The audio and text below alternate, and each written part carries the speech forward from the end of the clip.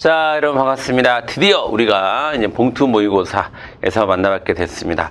자, 여러분 300제도 많이 푸셨을 거고 이제 마지막 정리하고 싶은 마음이 크실 겁니다.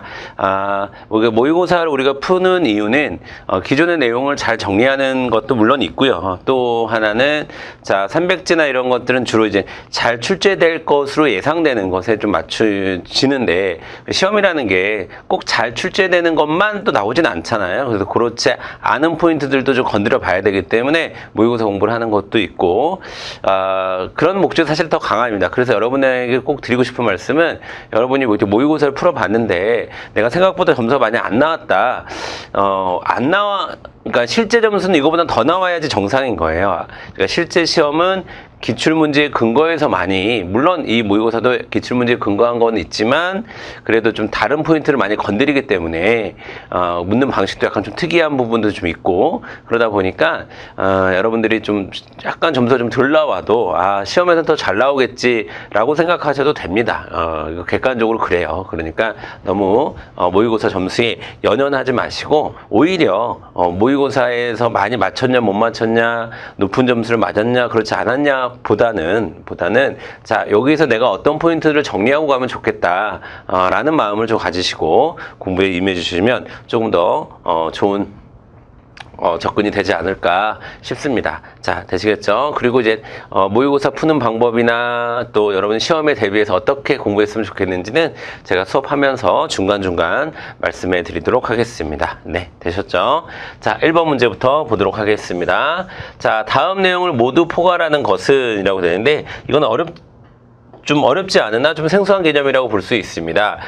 이런 거를 우리가 뭐라고 보냐면 국제 레짐이라고 그래요. 레짐이라고 하는 것은 뭔가 어떤 시스템, 체제 뭐 이런 뜻이에요. 자, 그러다 보니까 자, 여기 첫 번째, 두 번째에서 여러분 요런 것도 이제 좀 잡아주시면 좋을 것 같습니다. 관습적 요소도 포함하고 있고, 자, 그 다음에 제일 중요한 건 요겁니다, 여러분. 국제기구보다, UN이나 이런 국제기구보다, WTO나 이런 국제기구보다 범위가 넓고, 그리고, 자, 국제 레짐, 어떤 국제 체제라는 것이, 예를 들면 여러분, 그럼 뭘 예를 들 수 있냐, 자본주의다. 좀 지금 전 세계적으로 자본주의 혹은 자국민 중심주의, 이런 것들이 하나의 국제사회 레짐이라고 우리가 부를 수가 있는 거예요.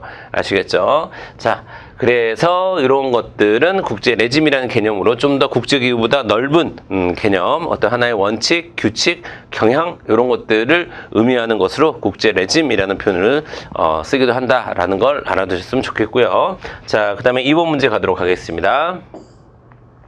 자, 시민민주주의는 좀 깊이 있게 생각을 한다는 거잖아요. 깊이 있게 생각을 한다는 거고.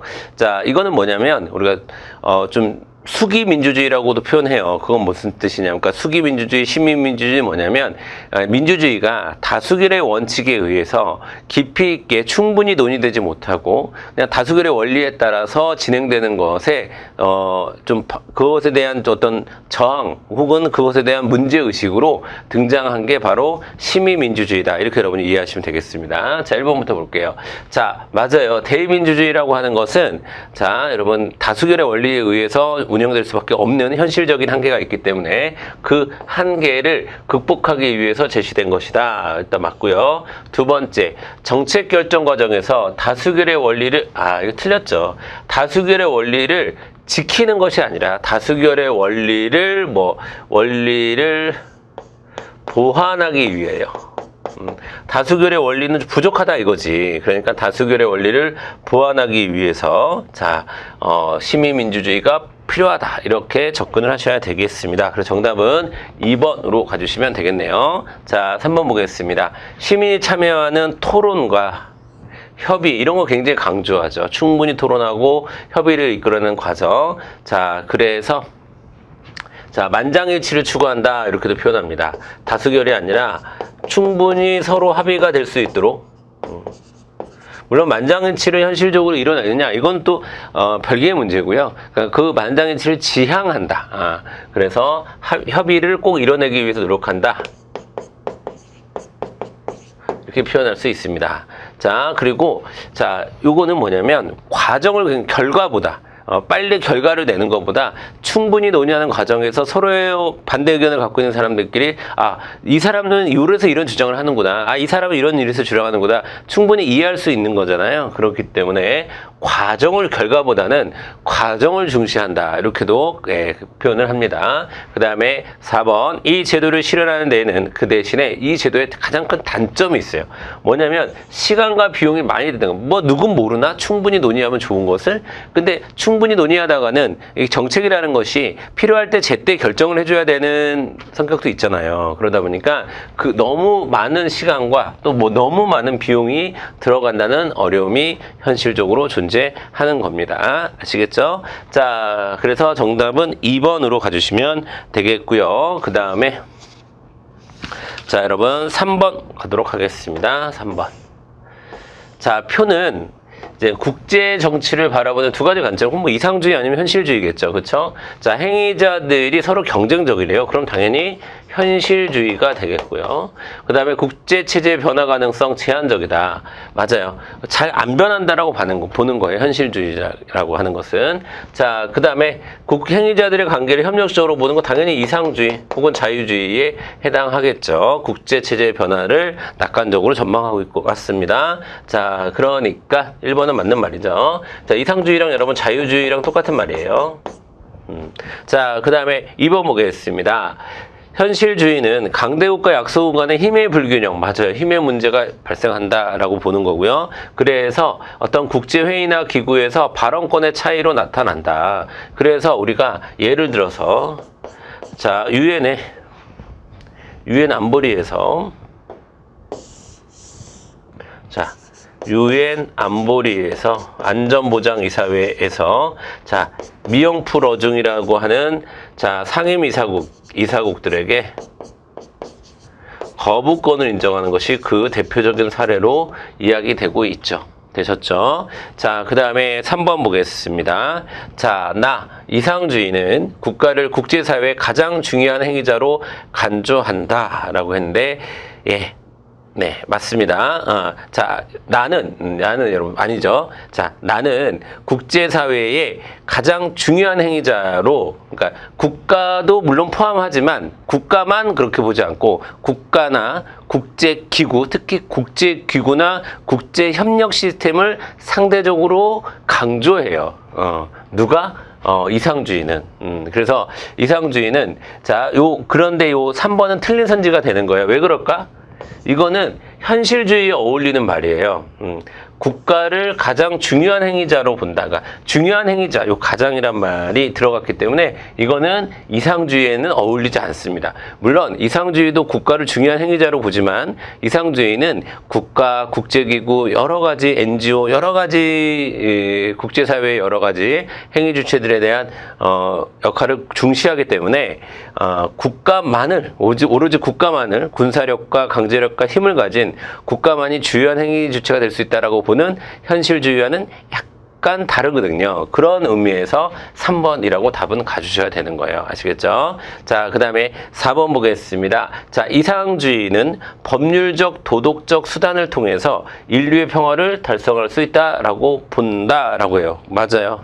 보편적 선이 발동하기 때문에 국제사회에는 보편적인, 누구나 인정할 수 있는 옳음이라는 것이 있다. 그것은 이제 평화로 갈 수 있는 길이다라고 보는 거죠. 그래서 자, 옳지 않은 걸 찾는 문제였으니까 정답은 3번으로 가주시면 되겠습니다. 되셨죠? 자, 그 다음에 4번 보도록 하겠습니다. 자, 근대 시민혁명, 근대예요, 근대. 자, 근대 시민혁명에 대한 설명으로 옳은 것은 자, 1번 보겠습니다. 자, 여러분, 일단 고대, 근대, 현대 구분할 줄 알아야 되죠. 고대, 근대, 현대. 자, 구분할 줄 아셔야 되고요. 그 다음에 자, 여러분, 네, 자, 고대는요, 고대. 자, 고대는 여러분 직접 민주주의고 제한, 그렇죠? 근대는 간접이고 제한, 현대는 간접이고 보통 선거, 보통 이렇게 구분이 되죠. 자, 그리고 자, 여러분 근대에서는 고대는 그리스 아테네만 얘기하는 거고요. 근대는 시민혁명만 얘기하는 거고, 현대는 보통 선거 운동, 참정권 운동, 뭐 차티스트 운동과 같은 그런 과정을 얘기하는 거예요. 그래서 여러분 우리가 고대를 뭐라고도 표현하냐면, 고대를 자, 정치 형태, 민회라고 하는 정치 형태가 민주주의다. 정치 형태의 민주주의라고 얘기하고, 자, 근대는 거기에 플러스해서 자, 이념으로서의 민주주의다 이렇게 얘기합니다. 이념. 그 다음에 현대에서는 자, 생활 양식으로서의 민주주의까지 발전했다 이렇게 얘기하거든요. 자, 그래서 자, 이 정도의 개념은 여러분 정리하고 계셔야 되고, 그래서 요 이념,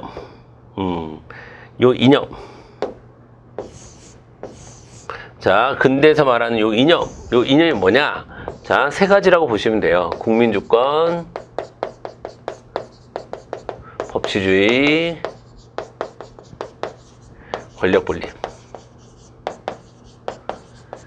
아시겠죠? 자, 1번부터 읽어볼까요? 자, 직접 민주정치가 실현된 결정도 아니죠. 직접 아니죠. 간접입니다. 간접. 근데는, 그쵸? 자, 1번 땡. 2번, 국민주권의 원리와 법치주의의 원리가 확립되도록 하였다. 맞아요. 국민주권, 법치주의, 이런 원리들이 확립된 것은 근대 시민혁명을 통해서 확립된 것입니다. 정답은 2번이 되겠네요. 그 다음에 3번 보겠습니다.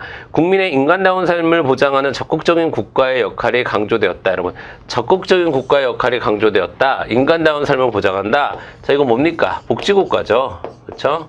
복지국가를 지향하기 시작했던 건 언제예요? 현대죠. 현대의 특징입니다. 그렇죠? 자, 그 다음에 미국에서는 의원내각제를 바탕으로 한, 자, 틀렸죠? 미국에서는 의원내각제가 아니라 대통령제를 바탕으로 한 민주공화정이 수립되었다. 자, 되셨죠? 이 정도 내용 좀 정리되셨으면 좋겠네요. 자, 그 다음에 5번 가도록 하겠습니다. 국회의 권한에 대한 설명으로 옳은 것은, 자, 1번 볼게요. 국회는 헌법 또는 법률에 특별한 규정이 없는 한, 자, 뭡니까? 아, 예. 틀렸죠? 제적은 과반수죠. 제적 과반수. 과반수 출석에 과반수 찬성으로 결정을 하죠. 자, 그래서 1번 틀렸고, 2번 보겠습니다. 국회는 국가기관 구성과 관련해서 헌법재판소장 임명권, 벌써 틀렸죠? 헌법재판소장 임명권은, 물론 헌법재판소장은 국감 대대원 중에 하나니까 동의는 국회에서 하지만 임명은 국회의 동의를 받아 대통령이 하죠. 그래서 임명권이 누구한테 있냐라고 하면 대통령에게 있다 이렇게 얘기를 해야 되는 거죠. 국회한테 있는 게 아니라. 자, 그리고 또 중선관위는 그 헌법재판소와 같은 333 조직이긴 하지만, 자, 헌법재판소장은 국회의 동의를 얻어 대통령이 임명하지만 중선관위 어떻게 임명해요? 어떻게 해요? 임명하는 게 아니라 어떻게 뽑아요? 호선으로 뽑죠. 호선이라고 하는 것은 9명이 모여서 자기들끼리 좋은 사람을 뽑는 거예요. 그런 걸 우리가 호선이라고 얘기합니다. 2번도 틀렸어요. 자, 이런 거 없습니다. 국회에겐 이런 권한이 없어요. 3번 보겠습니다. 국회는 정부의 동의 없이 정부가 제출한 지출 예산에, 여러분, 예산에 대한 편성권은 정부한테 있는 겁니다. 다만 편성된 예산안에 대해서 심의하고 의결 기능만 하지, 그거를 수정하거나 보완해서는 안 돼요. 아시겠죠? 그래서 3번 안 됩니다. 설치할 수 없다 이렇게 가야 되고요. 4번 보겠습니다. 국회는, 자, 국정을 감사하거나, 맞아요, 국정감사, 특정 사안에 대해서 국정조사도 할 수 있으면, 맞아요, 여러분, 국정감사는 정기적, 비정기적, 정기적. 자, 그 다음에 국정조사는 사안이 있을 때마다 비정기적으로, 자, 이에 필요한 서류의 제출 또는 증인 출석할 수 있죠. 자, 옳은 거 찾는 거니까 정답은 4번으로 가주시면 되겠습니다. 되셨죠? 자, 그 다음에 6번 넘어가 보도록 하겠습니다. 자, 다음 사례에 해당하는 조직의 역기능. 자, 라고 했는데, 이거는 뭘 물어보는 거예요? 관료제의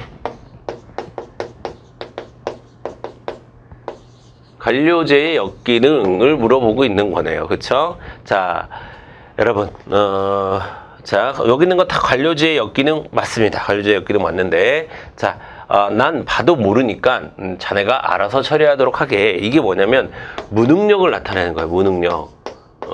자, 이거는 뭐의 원리에 따르는 거냐면 피터의 원리가 되겠습니다. 피터의 원리. 자, 피터의 원리는 이런 겁니다. 관료제 사회에서는 연공서열에 따라 승진을 하기 때문에, 자, 나의 무능력이 드러나는 데까지는 승진을 하는 거예요. 그러다 보니까 가장 높은 자리에 있는 사람부터 쭉 보면은 그 사람이 가장 무능력한 상황에 있는 거예요. 그러니까 예를 들면 이런 겁니다. 우리도 어떤 사람 보면 그 사람은 요거 할 때까지는 괜찮았는데 뭐 그 사람이 뭐 국회의원에 출마하니까 혹은 그 사람이 대통령이 되니까 자기 실력을 제대로 발휘하지 못하는 것 같아. 이렇게 이야기할 수 있잖아요. 그러면 그 사람의 그릇은 한 요 정도까지인데 그 이상까지도 올라갈 수 있다는 거예요. 뭐 사실 근데 대통령이나 국회의원은 선출직이기 때문에 그렇지는 않은데, 관료제 사회에서 이렇게 예를 들어 뭐 차관까지는 무조건 올라간다 있으면, 근데 그러면 자신의 무능력이 드러나는 순간까지 승진을 할 수 있는 거기 때문에 다 무능력한 상태에 있을 수 있는 거예요. 자, 그래서 자, 이거 무능력이 드러나는 이거는 피터의 원리라고 보시면 되겠고, 그 다음에 부하 직원이 또 들어오는구나. 왜 이렇게 부하 직원들을 많이 뽑는 거지? 자, 이런 거는 뭐냐면 자기가 높아지기 위해서 아래를 계속 늘리는 거예요. 자기가 올라가기 위해서. 자, 예를 들면 여러분, 이 세상에, 그러니까 이 세상, 혹은 군대에 갔는데요. 군대는 여러분 혹시 그 여성 수강생 분들도 아시죠? 군대에 가면, 저도 사실 군대 잘 몰라요. 근데 자, 이병, 일병, 상병, 병장 이렇게 있지 않나요? 자, 그런데 중간에 없다고선 쳐봐요. 그러니까 2등병하고 병장만 있다고선 쳐봐요. 그럼 병장이 그렇게 높은 사람이 아니에요. 그러니까 밑에 이렇게 부하들이 여러 층위로 있으니까 내가 높아지는 거거든요. 그래서 부하들의 수를 점점 늘려요. 업무량과 관계없이. 그런 것을 우리가 파킨슨 법칙이라고 얘기하죠. 파킨슨 법칙. 자, 그 다음에 굳이 빨간색 테이프로만 문서를 묶어서 정리해야 되는 이유가 뭐지? 그게 뭐가 중요하다고 이렇게 되는데, 자, 네, 그런 거를 우리가 레드 테이프 현상, 형식주의를 얘기하는 거죠. 레드 테이프. 자, 레드 테이프 현상, 형식주의. 제가 수업 시간에 간혹 얘기하는, 저는 이제 뭐 자랑은 아니지만 공익근무 요원을 했었거든요. 그래서 제가 이제 옛날에 동사무소에서 이렇게 편지를 보내는데 집주마다 뭐 보내야 돼. 근데 거기에 자, 문서를 내가 이렇게 호치켓 스탬플러를 찍어야 되거든요. 근데 진짜 굉장히 많아요. 몇천 개 정도 됐었어요. 그런데 제가 그거를 이렇게 찍었어요. 그러더니 우리 이제 담당 공무원이 오시더니, 이렇게 찍으면 되냐? 이걸 이렇게 찍어야 된다. 이렇게 찍고 여기다 테이프를 붙여야 된다는 거야. 와, 그래가지고 그걸 다시 뽑고 그거 하는데, 그래서 그게 어쨌든 형식주의, 레드 테이프 현상 할 때마다 그때 고생했던 기억이 나네요. 자, 어쨌든 우리가 공무원 사회가 가장 여러분이 되고자 하는 공무원 사회가 관료주의가 나쁜 건 아닙니다. 나쁜 건 아니고 이러한 단점들이 있을 수 있다라고 자, 학자들이 이야기를 합니다. 그래서 정답은 몇 번으로 가주셔야 되겠습니까? 4번. 피터 파킨슨 레드 테이프 순서대로 가시면 되겠습니다. 자, 되셨죠? 그 다음에 7번 문제 보도록 하겠습니다, 여러분. 자, 다음에 나타난 사회화를 바라보는 관점이에요. 관점. 자, 우리의 얼굴 모양이 어떤지를 알기 위해서는 거울을 보고 쭈르르 했던 것처럼, 자, 뭐 여기서 제일 중요한 말이 여기 나왔어요. 자가 형성되는 것이다. 자, 사회화를 이렇게 자아의 형성 과정이라고 이해하는 관점을 우리가 뭐라고 하냐면 상징적 상호작용론이라고 얘기를 하죠. 그러면 자, 사회화를 바라보는 상징적 상호작용론적 관점, 즉 미시적 관점을 아래에서 찾으면 되는 문제다라고 보시면 되겠고요. 자, 1번 보겠습니다. 사회화는 여러분, 사회화는 사회적 상호작용을 통한 자아의 발달 과정이다. 예, 정답 1번이네요. 1번, 그쵸? 2번, 한 사회의 보편적 가치나 규범은 기득권층에 의해서, 지배 집단에 의해서, 기득권층에 의해서, 자, 뭔가 변화가 된다. 그래서 갈등을 일으킬 수밖에 없다. 이거는 여러분, 갈등론의 입장이에요. 사회화의 내용과 방법은 사회적 필요에 의해 구성원들이 합의한 것이다. 구성원들이 합의를 강조하는 건 기능론자들의 관점이에요. 그리고 4번, 교육제도는 지배층의, 그러니까 이 지배 이런 거, 기득권, 지배 이런 거, 기득권, 지배 이런 거 강조하면 뭡니까? 갈등론이 되겠습니다. 자, 되셨죠? 정답은 1번 되겠고요. 그 다음에 8번 보도록 하겠습니다. 자, 8번. 자, 다음 연령대별 인구 변화, 이거는 그렇게 뭐 이게 그래프가 나오긴 했지만 그렇게 우리가 쫄 문제는 아니죠. 자, 인구 비중의 변화라고 됐으니까, 자, 점점 우리 뭐는 알 수 있어요. 65세 이상 인구가 엄청나게 늘고 있구나. 그 다음에, 자, 유년 인구가 점점점 줄고 있구나. 이게 늘고, 이게 주는 걸 우리는 6글자로 뭐라고 합니까? 저출산, 고령화 현상이다 라고 얘기하죠. 저출산 고령화.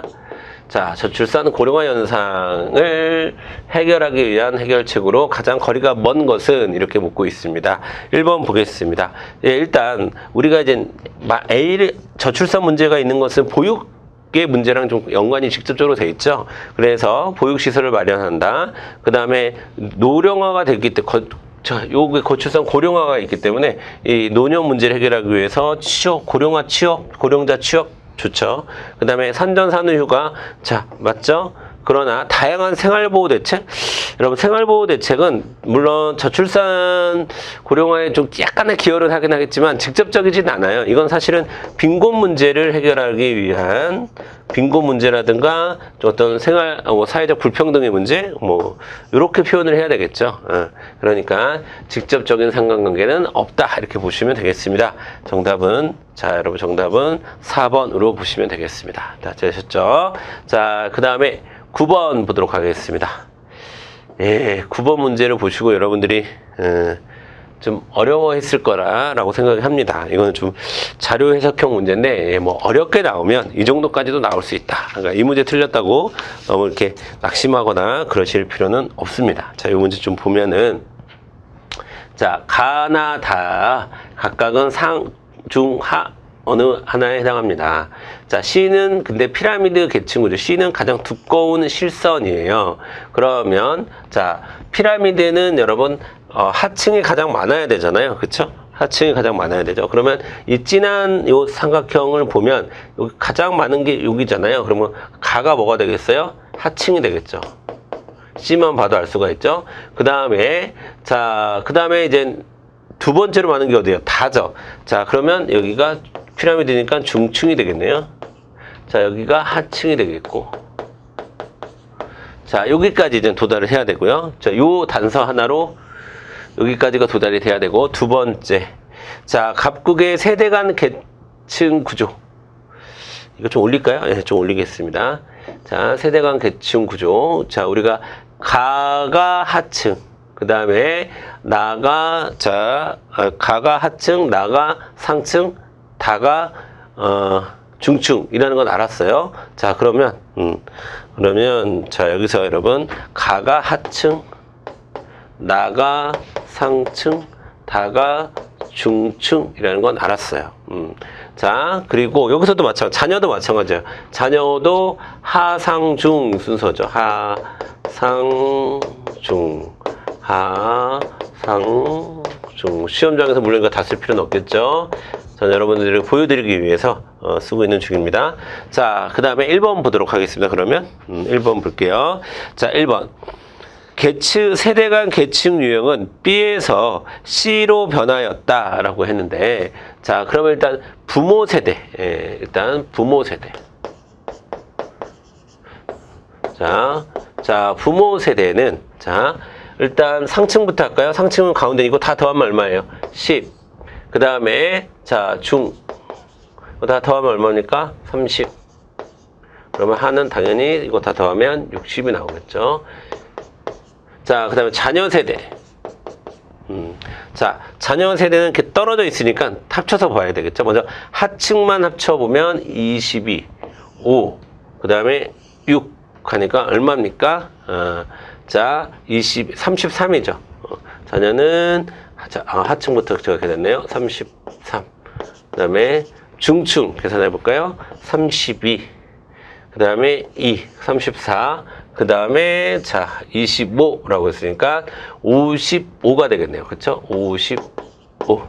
그 다음에 자 상층은 6, 3 되니까 12가 되겠네요. 그쵸? 자 이렇게 되어 있습니다. 그러면 자 여러분 그러면 자 부모 세대는 뭡니까? 피라미드죠. 자 그 다음에 자녀 세대는 뭐예요? 다이아몬드죠. 중층이 가장 많으니까. 자, 그래서 이제 그럼 1번 보겠습니다. 세대 간 계층 유형의 구성은 자, 아까 또 우리 자, 요거 보면서 여기 보면서 아직 여기 뭐 이게 모래시계예요, A가. 요거 보면은 그다음에 C는 피라미드라고 주어졌고 그다음에 자, 요쪽이 중층인데 중층이 가장 많은 건 다이아 입니다. 그러면 세대 간 계층 유형은 B에서 다이아에서 피라미드로 변화했다? 아니죠. 거꾸로 돼야 되죠. C에서 즉 피라미드에서 자 다이아몬드로 B로 변화했다. 이렇게 얘기를 해야 되겠죠. 그래서 1번 틀렸네요. 그렇죠? 2번 보도록 하겠습니다. 자, 세대 간 상승 이동보다 하강 이동이 더 많이 나타난다 라고 했는데 자, 이것도 여러분 좀 귀찮고 힘들어도 한번 훈련하는 삼아 연습 한번 해보겠습니다. 자, 그 다음에 상승 이동은 자, 상승 이동 뭐 있어요? 하층에서 하층 가는 거 상관없고 하층에서 중층 가는 거 하층에서 상층 가는 거 얼마입니까? 32 더하기 6 이죠. 그 다음에 상층은 상승 운동 못하죠. 그러면 중층에서 상층 가는 거 3 되겠네요. 그럼 상승 운동이 몇입니까? 41 되겠네요. 그렇죠? 41. 그렇죠? 그 다음에 하강 운동. 자, 하층은 하강 운동 못하죠. 그러면 이제 상층이 중층이 되거나 하층이 되는 게 자, 하강 이동이죠. 5 더하기 2. 중층이 하층이 되는 게 6 13. 그러면 당연히 뭐 어떤 이동이 더 많아요? 여러분 상승 이동이 훨씬 많네. 상승 이동이 훨씬 많네요. 자, 그래서 2번도 틀렸습니다. 되셨죠? 자, 그 다음에 되셨죠? 그 다음에 3번 보겠습니다. 부모 세대보다 자녀 세대의 사회의 안정도가 더 높다라고 했는데 피라미드보다 다이아몬드가 훨씬 더 안정적이라고 이야기할 수 있죠. 정답은 3번 되겠습니다. 정답 3번. 자, 4번 보겠습니다. 부모가 하류층일 때 세대 간 계층 고착화가 가장 심하다라고 하는데 세대 간 계층 고착화가 가장 심한지를 보려면 세습의 정도를 봐야 돼요. 그렇죠? 여러분, 하층이 자, 먼저 하층일 때 세대 간 계층 고착화가 심하다라고 이야기를 했는데 자 볼게요.